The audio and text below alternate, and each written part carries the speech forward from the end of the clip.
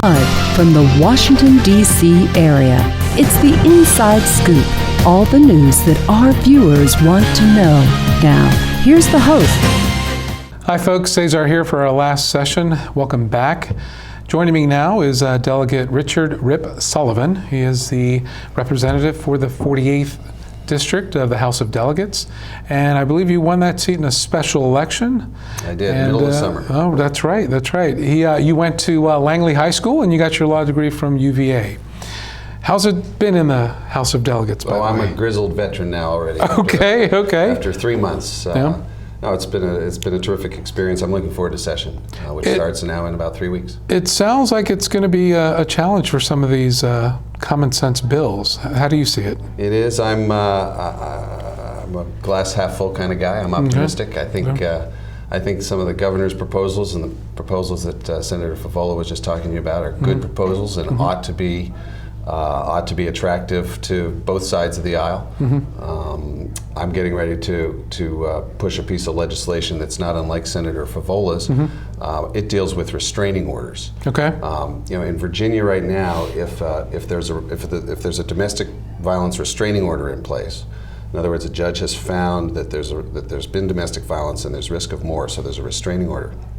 The defendant in that case has to surrender any gun permit, any concealed carry permit that the defendant might have, typically, of course, it's a man, is prohibited from purchasing a firearm, is prohibited from transporting a firearm during the pendency of that protective order, but is not required to surrender any weapons that might already be in that defendant's possession. What's the argument against that? Why? Well, there's always the argument about taking guns away from people and invoking the Second Amendment. The irony is that when you hear opponents of gun safety measures make their argument, they often talk about how these proposals, they charge that these proposals take guns away from the good guys, and so only the bad guys will have access to guns. The irony here, of course, is we're talking about someone whom we know to be a bad guy. Right. And of course, the rules are quite clear. How does the well-regulated militia apply to this person? It doesn't. Okay. It doesn't. Okay. But here, and I heard Senator Favola quoting some astounding statistics to you. Pretty about scary. How well, we are. The statistics are overwhelming. That if someone has committed domestic violence once, he or she, more often than not, he is incredibly likely to do it again. So here we have a situation where we've got a home in turmoil. So much so that a judge has intervened and put in place a protective order. But the person who's the subject of that protective order is not required to surrender his gun during the pendency of that protective order. We're going to try to change that with some legislation that the governor was talking about in his press conference that I'm going to introduce next session. It is common sense. It gets guns out of the hands of demonstrably bad guys. So again, the numbers in the House are a little different than the Senate. A little different. What? Obviously, you go to persuade folks for support. What do they say in response to your bill? What's that conversation like? Folks who resist this sort of legislation are masters at the slippery slope argument. Well, G-RIP. If we do this, then you'll want to take guns away from someone else. And they always want to talk about the next step. But that's not in this law. This step. It's not in the law, right? It's not contained. It is not. Of course not. Okay, But the argument is always, well, we're worried about what you'll try to do next. And what I hope to do is convince people to focus on just the relatively small but significant step that this particular piece of legislation will take and will potentially save lives and not take guns out of the hands of law-abiding citizens. We're talking about people we know who have broken the law. Do you have pictures of the victims that have been abused? The answer to that is I'm sure. I think it's enough to draw the mental picture of what happens in these homes. I've been in court arguing for protective orders. The fact patterns are tragic in every single case. Some people don't believe in facts. They don't believe in data. It was John Adams who said facts are stubborn things. Yeah, they are. The facts, we believe, that the facts in these cases, or in this situation, are incontrovertible. That this will do good, that it will prevent violence, and that it will do no harm to any law-abiding citizens' Second Amendment rights. I would support this 150%. I'm still. Can you come to Richmond? I can certainly testify whatever way you want. I think the problem is, again, the numbers in the House, and there seems to be this ingrained view of some people that just can't accept some realities. The numbers are daunting. Yeah. I know you were talking with Senator Favola about everything from redistricting and trying to get those issues. Years away. I knocked on doors all summer as I ran for this seat, yeah. And I can tell you that folks are passionate about this issue. When folks talk about what they want done in Richmond, they are frustrated by precisely the issue you've put your finger on, that there seems to be this sort of visceral reaction that isn't particularly rooted in facts, but it's more rooted in people trying to scare people about what might happen. Sure. We're trying to deal with what we know is happening, and the violence that we know happens in homes. And I can tell you the doors I knocked on, the voters, this was always among their top issues, and they want their legislators in Richmond to take action. They are frustrated that legislators who are more concerned with holding on to their seat than they are with advancing the ball on making citizens of Virginia safer refuse to move on these issues. So we're gonna keep talking. We're gonna keep making our case. We're gonna bring people to Richmond, and we will keep fighting this until we get there. How's the governor gonna kind of take this to the streets? Well, you talk about someone who won't stop talking. Oh, I know. Terry McAuliffe, yeah. Just enormously pleased that he's there. I'm looking forward to working with him. I expect him to be the kind of tireless advocate on this issue that he's been on so many others, including economic issues. And town halls. I mean, do you envision? Look, we got 6 weeks of session coming up at us, and we are going to try to get as many people down to Richmond to talk to these other legislators as we can. If we're not successful this time, and I'm sure hoping we are, but if we're not, sure, we will take this issue around the state. We'll continue to talk about it. I'll continue to knock on doors. Don't forget there's an election this fall, or next fall, 2015.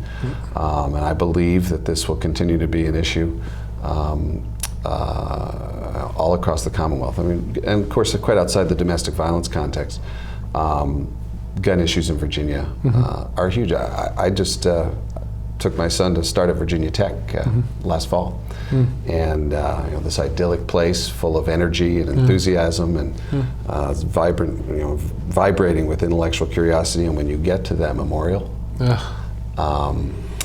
it is an emotionally wrenching place to stand, and we just have to keep talking about these issues. We have to keep banging the drum. And convincing people that we're on the right side of this issue. So if you talk to people the following day or the following week or within a month of that event, something like this would have gotten unanimous support. What is it about our culture that we forget things so easily? I mean, it's hard to figure out, isn't it? I mean, there's this sort of short attention span because, of course, Tech was followed by Connecticut, and of course there was Colorado. I mean, you would think people would sort of get that pattern. That unfortunately, it's just a terribly tragic pattern. Our job is to remind them, keep reminding them. People get busy; they focus on other issues. But it's hard to think of too many issues that are bigger than this one. So we will keep talking about it. Maybe it's I'm in sales and marketing, so maybe it's the way you title or package or present ideas to people that they're not able to support it or they're against it. Maybe it's a rebranding of things. Maybe it's a rebranding of a bill. Maybe you don't call it. Something that's going to draw folks to respond to it. Maybe sometimes things are as simple as the label. I mean, sometimes you'll find legislators who are more willing to support a fee than they are a tax. Correct. Depends on what you call it. Right. The language has changed subtly. We talk about gun violence rather than gun control, which may hit some people's ears a little differently. I mean, obviously, ultimately, when the rubber meets the road, it's the substance of the thing that you've got to convince someone on. But I see your point. That just getting people to even think and talk about it. And that's what I mean. I think we fail to sometimes realize that people are only connecting emotionally these days. Because there's so much noise out there, there's so much that they're bombarded with, and it's the emotional connection. I've always said, I mean, if people really wanted to do something, they would connect emotionally with the issue. And that's, we as Democrats, I'm a Democrat by the way, and we tend to be very cerebral about things and think, well, here are all the facts, how can you be against these facts?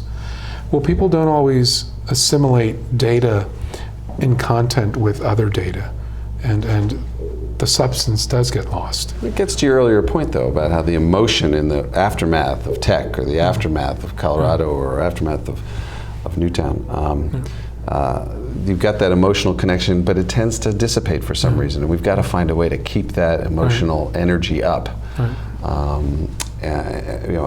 Folks that I'm working with in the gun violence community are doing exactly that, working hard to keep the energy up, whether it's because of an impending election or whatever it might be, so that we can make more progress. And I'm very, very hopeful that we'll make some progress in the next session. Good. Well, you've got a big election next year. I hope good things happen for you. How are you feeling about it?